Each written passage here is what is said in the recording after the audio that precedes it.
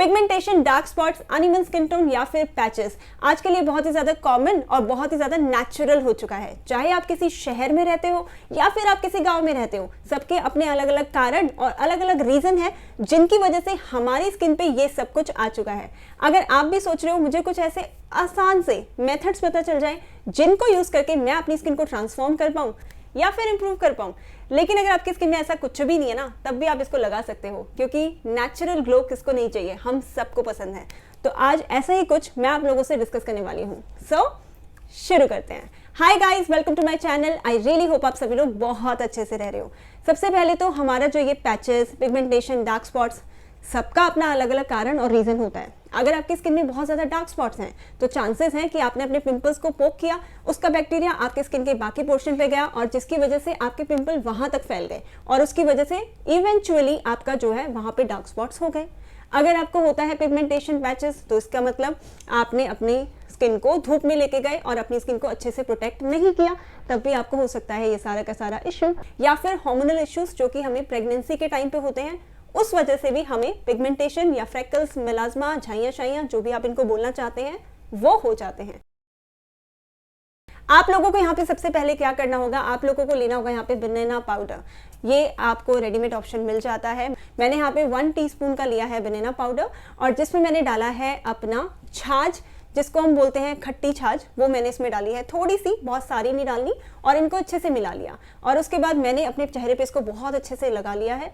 आप इसको अगर मसलना चाहते हैं तो मसल भी सकते हैं। कुछ देर के लिए अपनी स्किन पे ऐसे ही छोड़ देना है, मतलब 3 मिनट्स तक, और उसके बाद पानी से आपको इसे धो लेना है। अगर आपके पास बनाना पाउडर नहीं है तो कोई बात नहीं, आपका जो आता है फ्रूट, उसको भी लेके आप उसका पूरा का पूरा पल्प बना के उसको भी डाल सकते हो और इसमें भी आप थोड़ी सी छाछ मिला सकते हो और उसके बाद इसे लगा सकते हो। मान लो अगर आपको ये ऑप्शन भी सही नहीं लगता तो आपकी जो खट्टी छाछ आती है ना, उसमें थोड़ी सी कॉटन बॉल डाल के आप उसी को अपने चेहरे पे लगा सकते हो।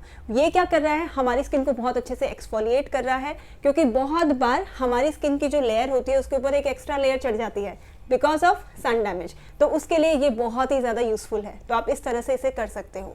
अब आता है हमारा दूसरा मेथड। हमें मेथड 1 के बाद मेथड 2 जो है वो भी करना है, जिससे कि हमें इसकी इफेक्टिवनेस और भी अच्छे से अपनी स्किन में देखने को मिल जाए। इसके लिए आपको चाहिए होंगे थोड़े से बादाम, आमंड्स, यानी कि इसे हम बादाम की गिरी भी बोलते हैं।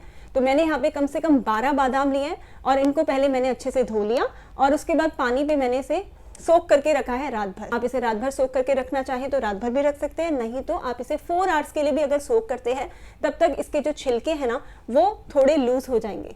जब छिलके लूज हो जाएंगे उसके बाद आप इसके छिलके निकाल लेना और उसके बाद अपने बादाम को एक ऐसे किसी हमाम दस्ते में डाल देना और इसको आप बहुत अच्छे से कूट लेना। अब कूटना इसलिए ज़रूरी है जिससे कि आपको एक अच्छा सा पेस्ट मिल जाए। आप जितना ज़्यादा इसे मैक्सिमम कूट सकते हैं उतना ज़्यादा आप इसे कूट लीजिए। कूटने के बाद यहाँ पे हम अपना दूसरा पेस्ट तैयार करेंगे। इस वाले पेस्ट के लिए मैंने यहाँ पे लिया है सैंडलवुड स्टिक, यानी कि चंदन की लकड़ी। ये फ्रेश लकड़ी है, आपको आसानी से किसी भी शॉप में मिल जाता है, आप वहाँ से ले सकते हो। सो मैंने क्या किया, यहाँ पे 1 चम्मच का रोज वाटर लिया है और अपनी चंदन की स्टिक को ऐसे ही घिसा है। जब आप चंदन की स्टिक को ऐसे ही घिसते हैं तो उस केस में आपको अच्छा खासा पेस्ट मिल जाता है। मेरे को यहाँ पे 1/2 टीस्पून का पेस्ट मिल गया। मैंने ये वाला जो पेस्ट था अपने बादाम के जो मैंने पेस्ट बनाया है उसमें डाल दिया। बादाम का पेस्ट जो था हमारा वो 1 टेबलस्पून का आया था और ये जो हमारा चंदन का पेस्ट आया था वो 1/2 टीस्पून का आया था। इन दोनों के दोनों पेस्ट को मैंने अच्छे से मिला लिया। यहाँ पे हमारा पेस्ट जो है वो रेडी हो चुका है, लेकिन अभी भी हम इसे अपने फेस पे नहीं लगा सकते क्योंकि इसकी कंसिस्टेंसी बिल्कुल भी ऐसी नहीं है कि हमारे फेस पे टिकेगा। तो अगर आप चाहते हो कि आपकी स्किन पे अच्छे से टिके तो उसके लिए यहाँ पे हमें लेनी होगी थोड़ी सी मलाई। अब मलाई चाहे तो आप घर की जमी हुई ले सकते हो या फिर आप बाहर की भी ले सकते हो।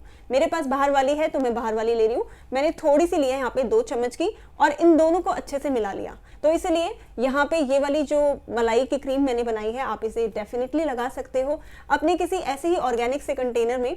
मतलब कि ऐसी कुछ ऑर्गेनिक क्रीम्स जो कि हम मार्केट से कई बार ले लेते हैं क्योंकि हमें पता है हमारी स्किन के लिए हेल्दी है, because these are good quality. तो उस तरह की ऐसी किसी कंटेनर में आप इसको शिफ्ट कर सकते हो। तो मैंने अपनी पूरी की पूरी जो क्रीम बनाई थी सारी की सारी मैंने अपने कंटेनर में डाल दी।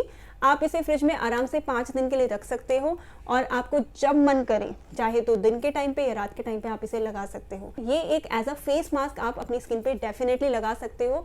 जैसा मैं आप लोगों को यहाँ पे क्लिप में लगा के दिखा रही हूँ, पूरे फेस पे मैंने इसे अच्छे से लगाया और कम से कम 3 मिनट तक मैंने इसको वैसे ही वेट किया, जिससे कि स्किन में अच्छे से ये एब्जॉर्ब भी हो। और उसके बाद मैंने एक टिश्यू पेपर लिया है और उससे हटा लिया और उसके बाद पानी से मुंह धो लिया है।